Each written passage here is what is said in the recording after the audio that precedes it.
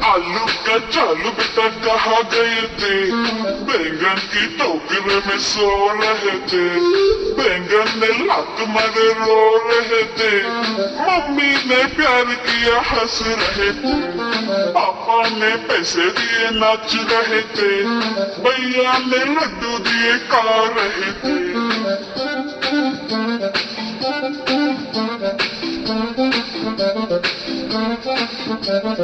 आलू का चालू बेटा कहाँ गए थे? गाजर की टोकरी में सो रहे थे।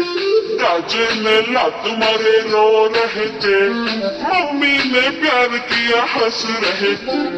पापा ने पैसे दिए नाच रहे थे। भैया ने लड्डू दिया खा रहे थे।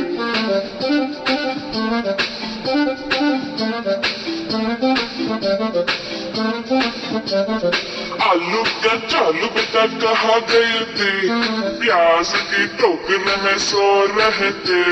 प्याज में लात मारे रो रहे थे। मम्मी ने प्यार किया हंस रहे थे। पापा ने पैसे दिए नाच रहे थे।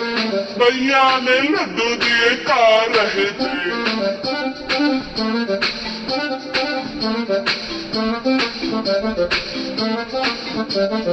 आलू का चालू बेटा कहाँ गए थे? भिंडी की टोकरी में सो रहे थे। भिंडी ने लात मारे रो रहे थे। मम्मी ने प्यार किया हंस रहे थे। पापा ने पैसे दिए नाच रहे थे। भैया ने लड्डू दिए खा रहे थे।